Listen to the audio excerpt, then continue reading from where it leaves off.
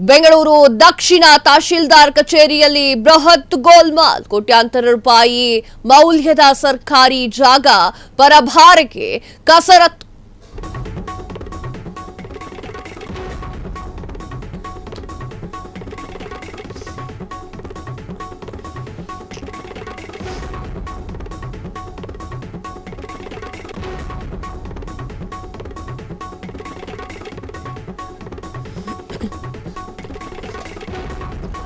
ಬೆಂಗಳೂರು ದಕ್ಷಿಣ ತಹಶೀಲ್ದಾರ್ ಕಚೇರಿಯಲ್ಲಿ ಬೃಹತ್ ಗೋಲ್ಮಾಲ್ ಕೋಟ್ಯಾಂತರ ರೂಪಾಯಿ ಮೌಲ್ಯದ ಸರ್ಕಾರಿ ಜಾಗ ಪರಭಾರೆಗೆ ಕಸರತ್ತು.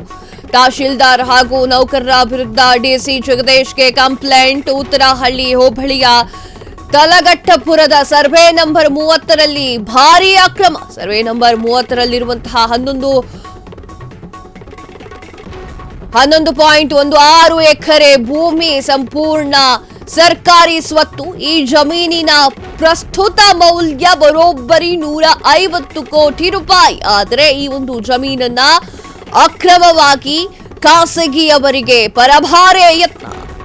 ಕೆಎನ್ ಸುರೇಂದ್ರ ಎಂಬಾತ ಹಣದ ಪ್ರಭಾವಕ್ಕೆ ಒಳಗಾದ ಆರೋಪ.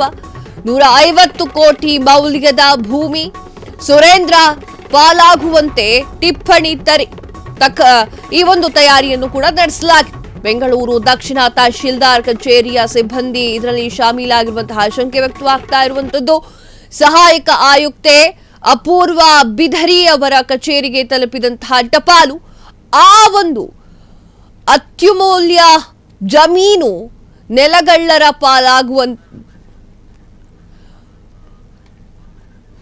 ಪಾಲಾಗದಂತೆ ಕ್ರಮವನ್ನ ವಹಿಸಿ ಎನ್ನುವಂಥದ್ದು.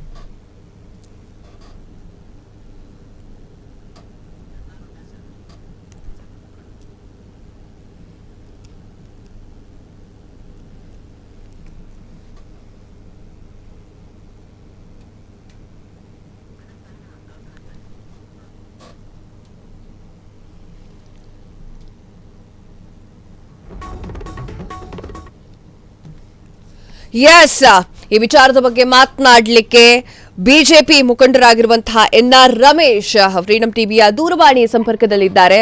ಎಸ್ ಸರ್, ನಮಸ್ತೆ. ನಮಸ್ತೆ ಮೇಡಮ್. ಬೆಂಗಳೂರು ದಕ್ಷಿಣ ತಹಶೀಲ್ದಾರ್ ಕಚೇರಿಯಲ್ಲಿ ಒಂದು ದೊಡ್ಡ ಗೋಲ್ಮಾಲ್ ನಡೆದಿದೆ, ಏನ್ ಹೇಳ್ತೀರಿ ಇದ್ರ ಬಗ್ಗೆ? ನಾನೇ ದೂರ್ ಕೊಟ್ಟಿರುವಂತದ್ದು ನಾನೇ.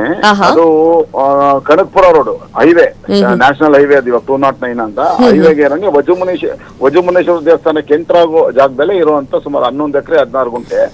ಸರ್ಕಾರಿ ಬೆಲೆ 150 ಕೋಟಿ, ಅದು ಮಾರುಕಟ್ಟೆ ಬೆಲೆ ಅದು 500 ಕೋಟಿ ರೂಪಾಯಿಗಿಂತಲೂ ಜಾಸ್ತಿ ಇದೆ. ಚದರಡಿ 13,000 ರೂಪಾಯಿಗಿಂತಲೂ ಜಾಸ್ತಿ ಇದೆ ಅಲ್ಲಿ. ಅದನ್ನ ಕೆಎನ್ ಸುರೇಂದ್ರ ಅಂತ ಬೆಂಗಳೂರು ದಕ್ಷಿಣ ತಾಲೂಕು ಮತ್ತು ಯಶವಂತಪುರ ಹೋಬಳಿ, ತಾವರೆಕೆರೆ ಹೋಬಳಿ, ಉತ್ತರಹಳ್ಳಿ ಹೋಬಳಿಗಳಲ್ಲಿ ಈಗಾಗಲೇ 10,000 ಕಡೆ ಈ ತರ ಸರ್ಕಾರಿ ಜಮೀನುಗಳನ್ನು ಕಬಳಿಸಿರುವಂತದ್ದು. ಆತ ಬಂದು ಮಾಗಡಿ ಶಾಸಕರಾದಂತ ಬಾಲಕೃಷ್ಣ ಅವರ ಬೇನಾಮಿ. ಅವನು ಇದು ಈಗಾಗಲೇ ಅವರ ವಿರುದ್ಧ ಬೇರೆ ಬೇರೆ ಕಡೆ 2 ಸರ್ಕಾರಿ ಸ್ವತ್ತು ಕಬಳಿಕೆಗೆ ಸಂಬಂಧಪಟ್ಟಂಗೆ ಈಗಾಗಲೇ ಲೋಕಾಯುಕ್ತದಲ್ಲಿ ಮತ್ತೆ ಸರ್ಕಾರಿ ಭೂ ಕಬಳಿಕೆ ನಿಗ್ರಹ ವಿಶೇಷ ನ್ಯಾಯಾಲಯದಲ್ಲಿ ನಾನು ದೂರುಗಳು ದಾಖಲಿಸಿದ್ದೀನಿ. ಇದು ವಿಶೇಷವಾಗಿ ಇದು ಏನಾಗಿದೆ, ಸಂಪೂರ್ಣವಾಗಿ ಸರ್ಕಾರಿ ಬಂಡೆ ಇರೋ ಜಾಗವನ್ನ ಈತನ ಹೆಸರಿಗೆ ಬೇರೆಯವ್ರ ಹೆಸರಿಗೆಲ್ಲ ನಕಲಿ ದಾಖಲೆ ತಯಾರು ಮಾಡಿ ಈತನ ಹೆಸರು ಮಾಡ್ಕೊಳ್ಳಕ್ಕೆ ಅಂತ ಹೇಳಿ ಹೊರಟಿದ್ದಾರೆ. ಇದಕ್ಕೆ ಪೂರಕವಾಗಿ ಬೆಂಗಳೂರು ದಕ್ಷಿಣ ತಾಲೂಕು ತಹಸೀಲ್ದಾರ್ ಆಗಿರ್ತಕ್ಕಂಥ ಶ್ರೀನಿವಾಸ್ ಅವರ ಕಚೇರಿಯಲ್ಲಿ ಇರ್ತಕ್ಕಂಥ ಅಧಿಕಾರಿಗಳು ಅವರಿಗೆ ಎಲ್ಲ ಕುಮ್ಮಕ್ ಕೊಟ್ಟು ಅವರಿಂದ ಏನೇನ್ ತಗೋಬೇಕೋ ಕಿಕ್ ಬ್ಯಾಕ್ ಎಲ್ಲ ಪಡ್ಕೊಂಡು ಈ ಜಾಗವನ್ನು ಅವ್ರ ಹೆಸರು ಮಾಡ್ಕೊಡಕ್ಕೆ ಮುಂದಾಗಿದ್ದಾರೆ. ಅದಕ್ಕೆ ಸಂಬಂಧಪಟ್ಟ ಕಡತ ಈಗಾಗಲೇ ಅನುಮೋದನೆ ಅವರು ಕೊಡಬೇಕು ಅಂತ ಹೇಳಿ ಟಿಪ್ಪಣಿಯನ್ನ ಮಂಡಿಸಿ ಆ ಕಡತವನ್ನ ಈಗಾಗಲೇ ಸಹಾಯಕ ಆಯುಕ್ತರು ಅಪೂರ್ವ ಬಿದ್ರಿ ಅಂತ ಏನಿದ್ದಾರೆ ಬೆಂಗಳೂರು ದಕ್ಷಿಣ ನಗರ ಜಿಲ್ಲೆಯಲ್ಲಿ ಅವರ ಕಚೇರಿಗೆ ಹೋಗಿದೆ. ಅದಾದ ನಂತರ ಅಲ್ಲಿಂದ ಜಿಲ್ಲಾಧಿಕಾರಿಗಳ ಕಚೇರಿಗೆ ಹೋಗ್ಬೇಕು. ಹಾಗಾಗಿ ಜಿಲ್ಲಾಧಿಕಾರಿಗಳಿಗೂ ಕೊಟ್ಟಿದ್ದೀನಿ, ಅದೇ ಅಪೂರ್ವ ಬಿದ್ರಿ ಅವ್ರಿಗೂ ಕೊಟ್ಟಿದ್ದೀವಿ. ಅವರು ನಾವ್ ಇದ್ರ ಬಗ್ಗೆ ಕ್ರಮ ವಹಿಸ್ತೀವಿ, ಸರ್ಕಾರಿ ನೆಲಗಳ್ಳರ ಪಾಲಾಗ್ದಂಗೆ ನೋಡ್ಕೊಳ್ತೀವಿ ಅನ್ನೋ ಒಂದು ಮಾತನ್ನ ನಿನ್ನೆ ಕೊಟ್ಟಿದ್ದಾರೆ.